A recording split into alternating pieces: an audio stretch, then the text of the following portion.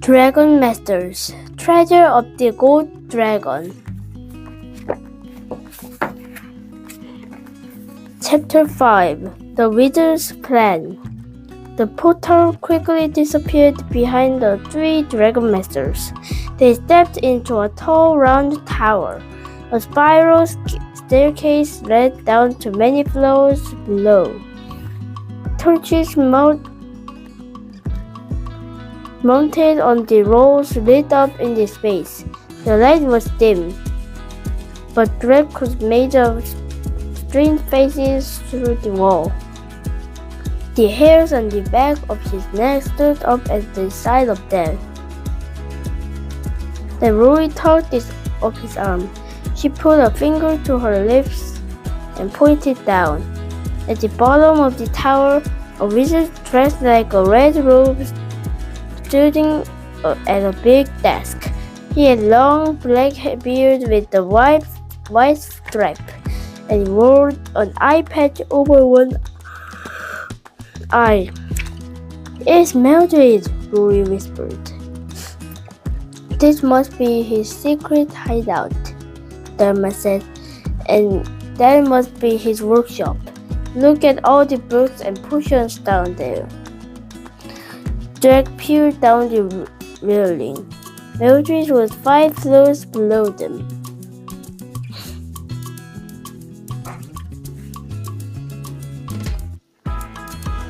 Drake could see that walkways broke off the staircase and circled around the tower all the way down. There are huge doors of each of the floors. "This is a huge hideout," he thought. "Where in the world are we?" Down below, Echo walked up to the desk. She had a gold disc and usual markings on it. It glittered the candlelight. "She's working with Mildred," Drake thought. Echo brought the gold key. "Mildred, I brought you the key," she said. "You did well, Annie." The wizard smiled. "You did well, Echo," he said. "And now, together, we'll release the Naga," Echo said. "We created a world where dragons can be free." Drake had heard Echo something like these before. When Echo tried to steal King Roran's dragons, she had claimed that she wanted all dragons to be free. She didn't believe that dragons should have dragon masters. Mildred looked up the silver key. "Now I had both keys," he said, "but I still do not know where to find the Naga. I've read every page of the robe of the ancient one. But the book does not tell me where the Naga lives." He angrily shut his fist on the book, fist on the desk. "Perhaps the answer lies in the keys," Echo suggested. "This has markings on them." Mildred raised an eyebrow. "You may be right," he said. "I need to study them." "Let me help," Echo said. "This is one way you can help me," Mildred told her. "Keep an eye on Griffith's Dragon Masters. We cannot let them stop us from walking the Naga. If you see them, show me them no mercy." "But we can hurt them," Mildred, Echo said. They're just children." Mildred stared at her. "I said no mercy," he replied. "Nothing must stop my dream of ruling the world." "You mean our dream of filling up dragons?" Echo smiled. "Of course, my dear." Mildred smiled. "Of course, my dear. Of course. Rory whispered loudly to Drake. Does Echo really Mildred going to set the dragon free? He is tricking her. He wants the dragons for himself. Shh, Drake warned. Suddenly, Rory yelled, I don't trust him. Don't trust him, Echo. Chapter 6 Mildred's Helper. Mildred has stepped up, his eye fixed on the Dragon Masters and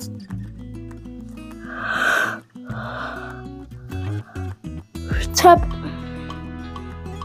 of the tower. Dharma, quick! Drake cried. Open the portal again. Drake looked around, but he didn't see Dharma anywhere. Dharma? He called out. Rory grabbed Drake's arm. We have to hide, she said. Let's go out.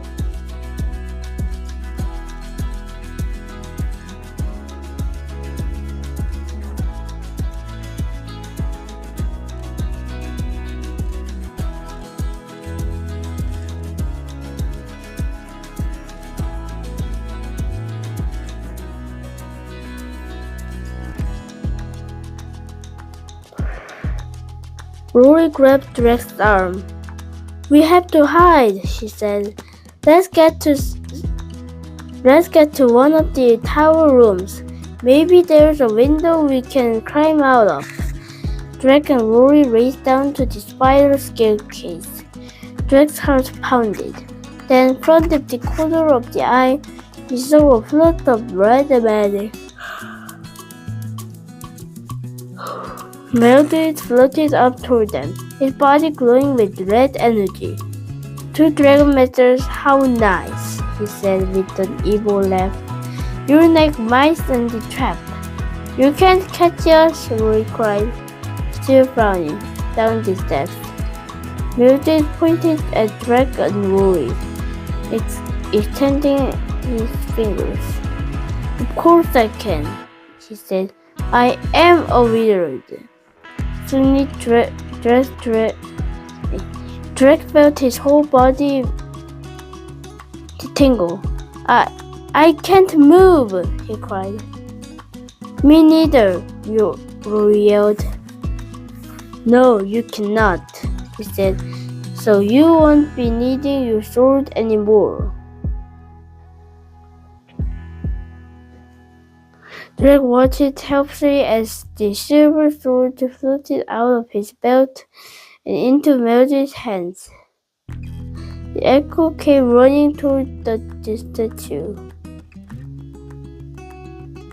Echo grabbed Drake and Rory. Mildred snapped the long fingers, and Drake felt the tingling stop. Don't try to run.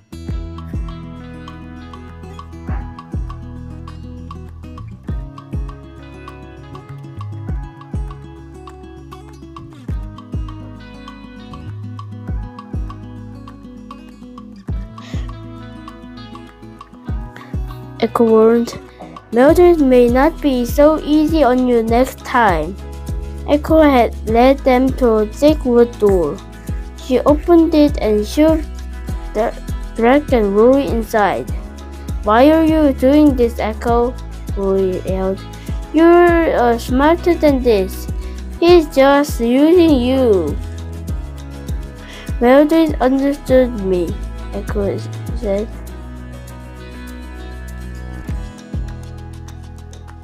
He understands how I feel about the dragons. Thought you did too, Rory, but I was wrong. Don't bring me into it, Rory shot back. Mildred is reading now how you feel about the dragons, so he can't trick you. You can see that he wants to control dragons. He does not want to set them free. Echo glared at Rory. She climbed away.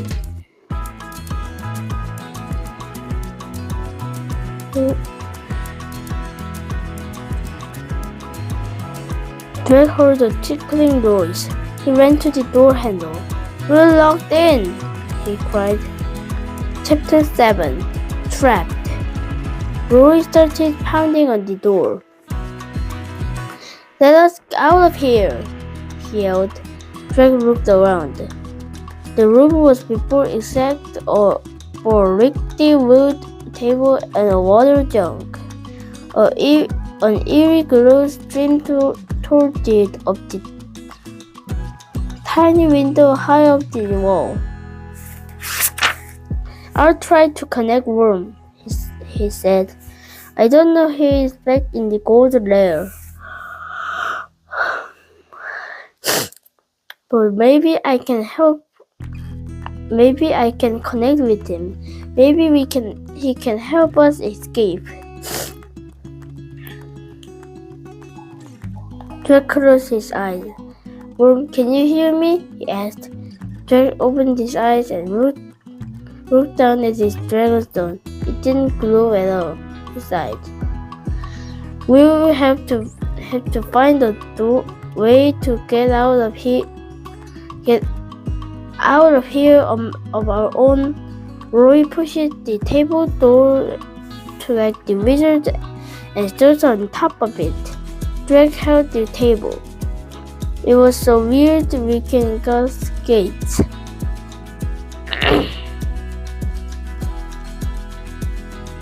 "It is no use." Glowy and strange, she yawned on the bars. "It's no use," she cried. She jumped down from the table. "We're trapped." "Maybe not," Drake said. "Dharma has got to be inside this tower somewhere. Maybe he'll come us."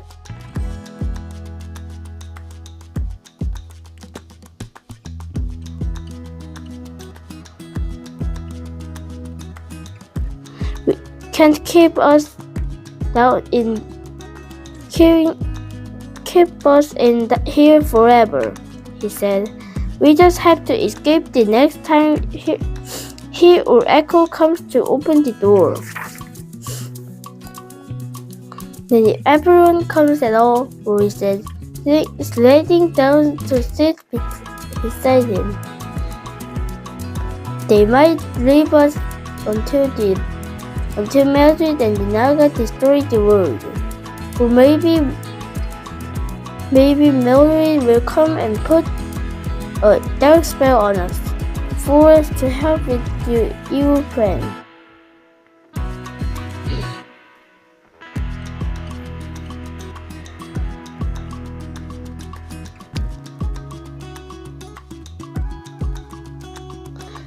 "Then if anyone comes at all," Rory said, sliding down to sit beside him, "they might leave us here until Mildred and the Naga destroy the world. Or maybe Mildred will come and put a dark magic on us to force us to come without his evil plan," Drake said. The two Dragon Masters got quiet, thinking about this. "I'll keep trying to connect Worm," Drake said finally. I'll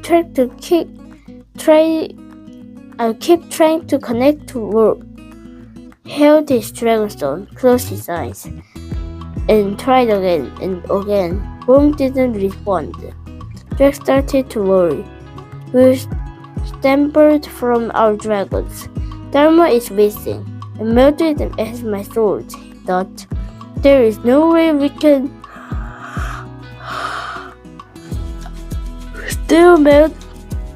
stop Mildred now."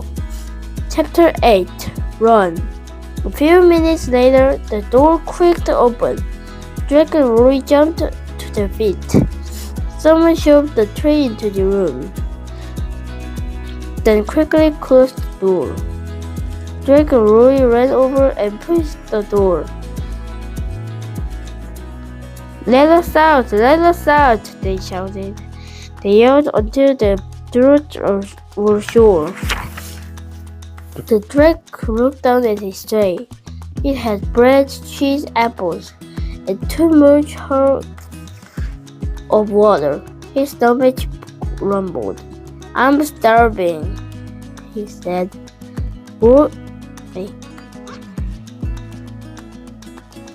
Rory watched as Drake ate bread and cheese. Then she took some herself. They ate on the floor and ate until every chunk was gone, except for the apple cores. Drake suddenly felt very tired. Of course I'm tired, he thought. I haven't slept in a really long time.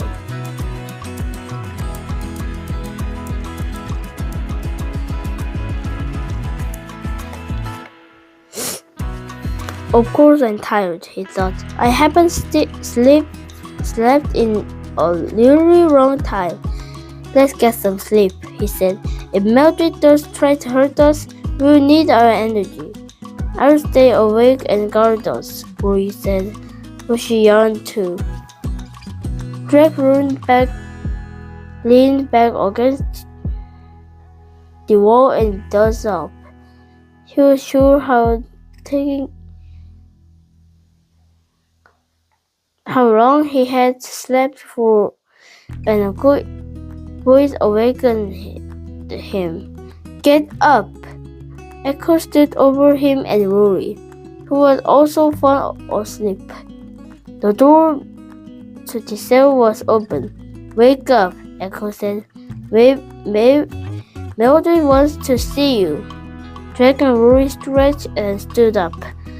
Echo, who stood behind them, pushed them forward. Rory looked Drake and mouth open would run. The end.